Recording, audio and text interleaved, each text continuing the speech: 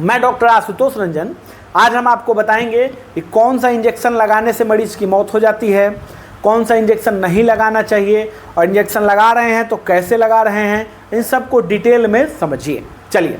जूरन छपरा स्थित निजी अस्पताल में मौत हो गई।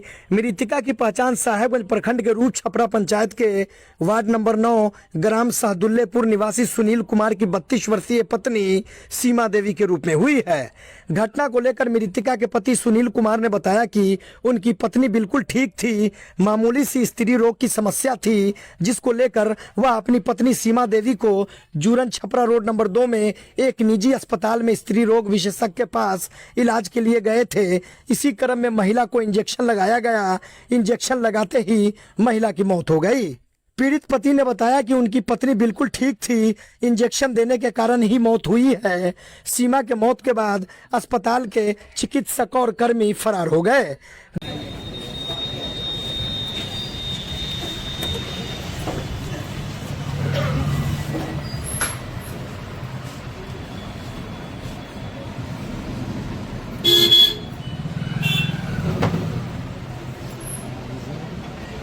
अरे सर हमने कैसे वो इंजेक्शन लगाया, खाली यही गिर गई थोड़ी नीचे एकदम।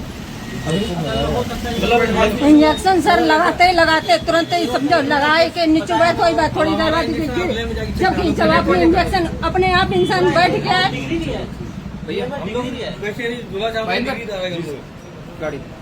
डिग्री भी ऐसी बात नहीं है। ये कोई बीमार तो थी नहीं सर जो बैठा के कोई चालू पकड़ के चलो पकड़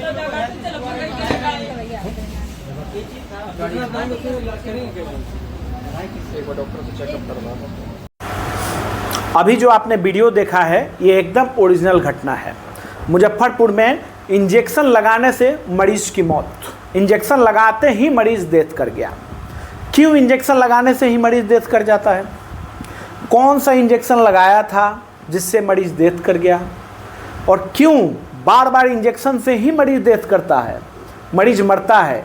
अगर आप डॉक्टर हैं, मेडिकल प्रैक्टिशनर हैं, तो आपको जानना ज़रूरी है कि कौन सा इंजेक्शन है जिसको लगाने से मरीज की डेथ हो जाती है। ये वीडियो आपने देखा है, ये वीडियो एकदम सही है। दो वीडियो मैंने दिखाया आपको और दोनों अभी का मामला है। और जब आप सुनेंगे आपको विश्वास नहीं होगा कि क्या इस इंजेक्शन से भी मरीज की मौत हो सकती है। 100% आप तो प्रूफ देख ही रहे हैं, लेकिन ये नहीं जानते कौन सा इंजेक्शन है। हुआ घटना ये था कि मुजफ्फरपुर में अच्छे ही प्रैक्टिशनर है, नाम तो किसी का नहीं लेना है, नाम लेकर के किसी को बदनाम नहीं कर सकते हैं, है ना। उनके यहाँ जो है उन्होंने एक इंजेक्शन लगाया मरीज को और मरीज बेंच पर ही लेट गया। इंजेक्शन लगाने के बाद एक बार बेचैनी हुई और मरीज डेथ कर गया। कारण क्या था? कारण ये था कि मरीज का एंटीबायोटिक टेस्ट नहीं किया था। कभी भी नहीं करते हैं, आप लोग भी यही गलती करते हैं कि कभी टेस्ट नहीं करते हैं। कौन सा इंजेक्शन दिया था? Monocef injection. मोनोसेफ इंजेक्शन से भी कोई मर सकता है क्या?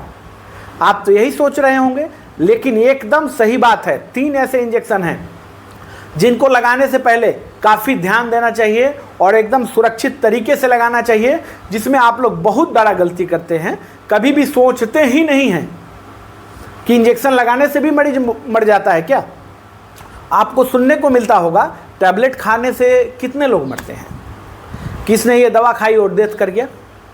ऐसा नहीं होता, बहुत कम, 1%। और इंजेक्शन से तुरंत मरीज मर जाता है। क्यों इंजेक्शन से तुरंत मरीज मरता है?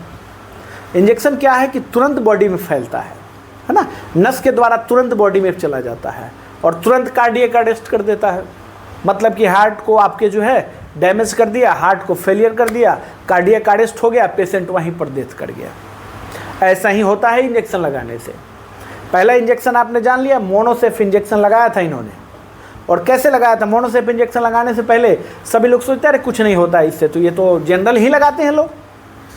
लेकिन स्लो नहीं लगाया, एंटीबायोटिक टेस्ट नहीं किया और उसको दे दिया। हो सकता है कि उस मरीज को मोनोसेफ से एलर्जी हो, ठीक है, सेप्ट्रेक्जोन जो साल्ट होता है उसके वजह उससे एलर्जी हो मरीज को। दूसरी बात, मरीज अगर हार्ट का मरीज है, हाई बीपी का मरीज है, तो उसको भी नहीं लगाना चाहिए, स्लो लगाना चाहिए, एकदम स्लो, 10 ml में डाइल्यूट करके और ओवर 5 मिनट। 5 मिनट के अंदर इंजेक्शन लगाना चाहिए, एंटीबायोटिक लगाने का ये रूल है। लेकिन आप लोग गलती करते हैं कि कभी भी नहीं लगाते हैं 5 मिनट में, 1 मिनट 1.5 मिनट में आप लोग इंजेक्शन लगा देते हैं, 1 मिनट भी किसी किसी को नहीं होता है। उसके बाद डाइलोना इंजेक्शन जो काफ़ी फेमस है, डाइक्लोफेनिक इंजेक्शन सभी लोग देते हैं, डायनापार, डाइक्लोफेनिक, डाइलोना, कई एक नाम से मिलता है लेकिन साल्ट डाइक्लोफेनिक ही है। तो डाइक्लोफेनिक इंजेक्शन से भी मौत होता है मरीज की। कैसे होता है? अगर कोई हार्ट का पेशेंट है, उसको डाइक्लोफेनिक लगा दिया तो उसका डेथ होना ही होना है।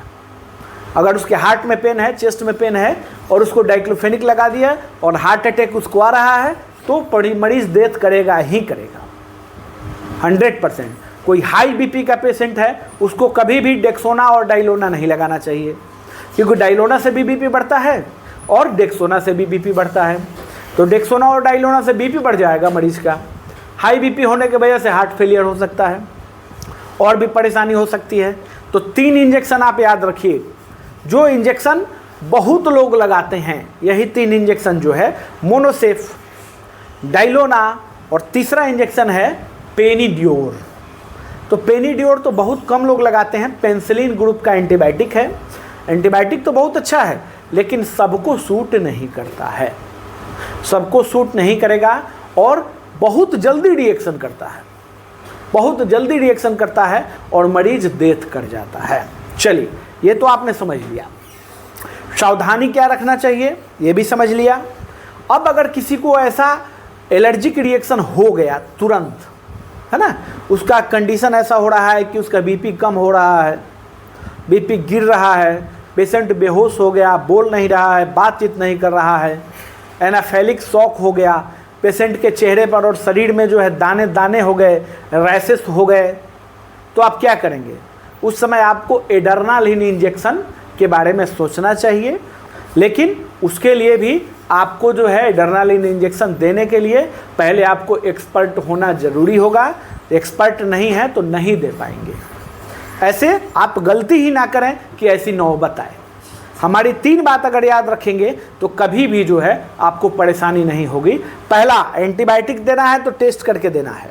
जब भी नस में इंजेक्शन देना है तो ओवर 5 मिनट में देना है, 5 मिनट से कम में नहीं देना है, ठीक है।